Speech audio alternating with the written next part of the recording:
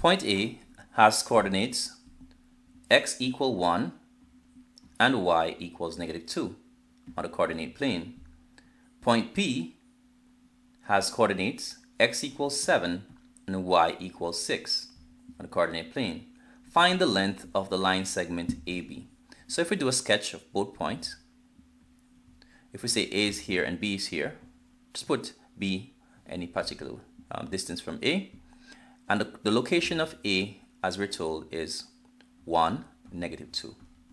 The location of B, we're told, is 7, 6. Now I'm going to just connect the 2 points.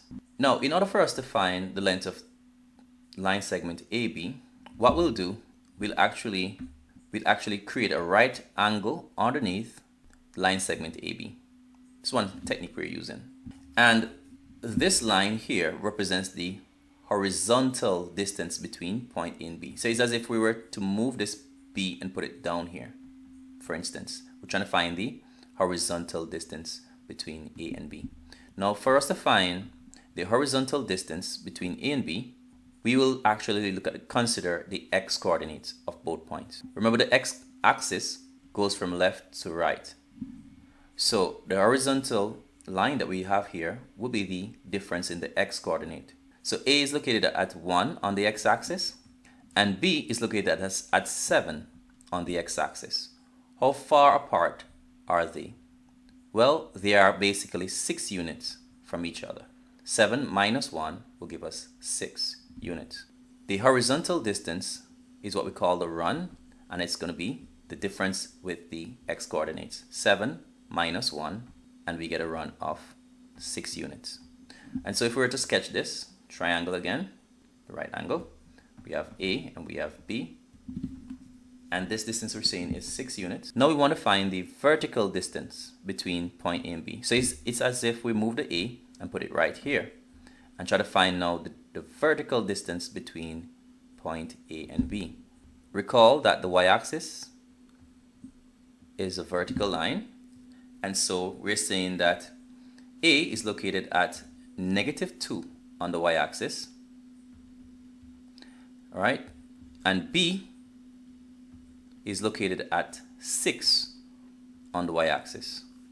How far apart are these 2 points vertically? Okay, so remember we have to go 2 units up to get to 0, and then 6 units up to get to 6. So that 2 units plus 6 units give us 8 units.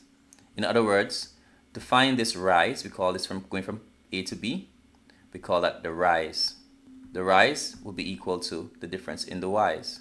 So that's going to be, take the biggest one. Since we started with 7 and we say 7 minus 1, we're going to start with 6. We're starting from point B in each case. 7 minus 1 give us 6.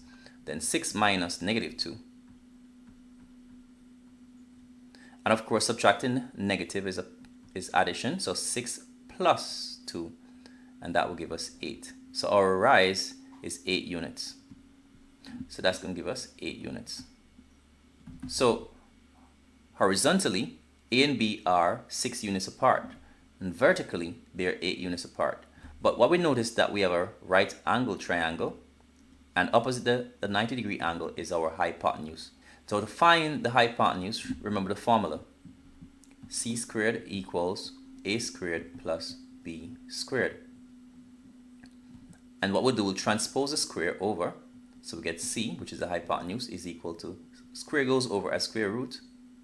We put back the A squared plus B squared. And so we say C is equal to, now A, we can take any one as A, but let's use the bigger one. So we have A squared plus, and the B, the other length, will be 6 squared. Once you find the hypotenuse, we always have an addition, and we square the other 2 quantities. 8 squared is 64, and 6 squared is 36, which is the square root of 100, and that gives us 10. And so our correct choice is B, 10 units. The distance from A to B is 10 units.